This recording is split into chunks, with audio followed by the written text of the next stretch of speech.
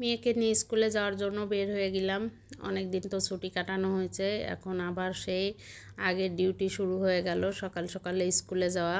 স্কুলটা একদম বাসার পাশেই, এর কারণে অনেকটাই সুবিধা হয়। হ্যালো এভরিওয়ান, আসসালামু আলাইকুম। আপনারা সবাই কেমন আছেন? আশা করি সবাই ভালো আছেন। আলহামদুলিল্লাহ, আমরাও ভালো আছি। আজকে আর একটা নতুন ভিডিও নিয়ে আপনাদের মাঝে চলে আসলাম। আশা করি আজকের ভিডিওটা আপনাদের সবার কাছে ভালো লাগবে। আর ভালো লাগলে অবশ্যই লাইক, কমেন্ট ও শেয়ার করবেন আর সম্পূর্ণ ভিডিওটি দেখবেন। এই তো সকালবেলা চলে আসছি রান্নাঘরে। আজকে রুটি বানাবো। তো রুটির জন্য আমি আটাটা ভালো মতো মেখে নিচ্ছি। আটাটা ভালো মতো মাখা হলে কিন্তু রুটিগুলোও খুব সুন্দর হয়। তো আমার রুটিটা বানানো খুব একটা ভালো হয় না, তারপরও বানাইতে হয়। এই তো রুটি বানানো হয়ে গেল, আর সাথে আমি ডিম ভাজি করে নিলাম। তো সকালের নাস্তায় ডিম ভাজি আর রুটি। তো নাস্তা শেষ করে এবার দুপুরে রান্না করব। তো বাড়ি থেকে কচু শাক নিয়ে আসছিলাম। কচু শাকটা আজকে ঘন্ট করব। তো আমি কচু শাকটা পেঁয়াজ, মরিচ, রসুন সব কিছু দিয়ে একদম সিদ্ধ করে নিয়ে এরপরেই তো এখানে বাগার দিয়ে কচু শাকটা ঘন্ট করে নিলাম। কচু শাক ঘন্টটা আমার অনেক পছন্দ, আমার কাছে খুবই ভালো লাগে। আর এটা তো একদম বাড়ির টাটকা কচু শাক। আর অনেক দিন গরুর মাংস খাওয়ার পর এই শাক সবজি এগুলো খাইতেই আসলে ভালো লাগছে। তো আমি সাথে একটা ভর্তাও করে নিলাম। আসলে এখন আর মাংস বা ঝোল এগুলা খেতে মন চাচ্ছে না, এর কারণে আমি এই যে পটলটা একটু ভাজি করে নিয়ে এরপর ভর্তাটা করে নিব।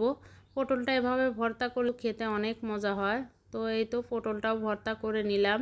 আর সাথে আজকে মাছ রান্না করব। তো এই যে পটলটা এখন ভালো মতো আমি চটকিয়ে ভর্তা করে নিব।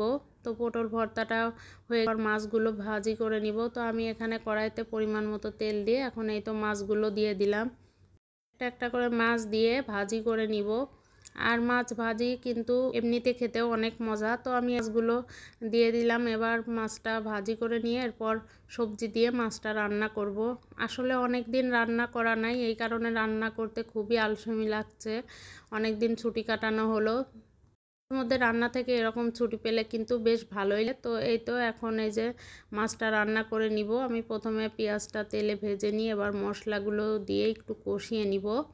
তো এই যে মশলাটা ভালো মতো কষানো হয়ে গেলে আমি এখন সবজিটা এর ভিতর দিয়ে দিব। সবজি দিয়ে মাছ রান্নবো। তো এখানে আলু আর ঝিঙে দিয়ে দিলাম। তো এখন সবজিটা ভালো মতো কষিয়ে নিব।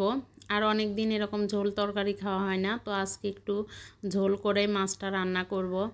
তো এই তো আমার সবজিটা কষানো প্রায় শেষের দিকে, আর একটু কষিয়ে এর ভিতর পরিমাণ মতো পানি দিব। আর ঝিঙে তো নরম তরকারি, এমনিতেই গলে গেছে। এই তো সবজি কষানো শেষ, এখন এর ভিতর আমি পানিটা দিয়ে দিয়েছি। তো এই যে তরকারিটা এখন হয়ে আসছে, আর একটু সময় রেখে তরকারিটা নামিয়ে ফেলবো।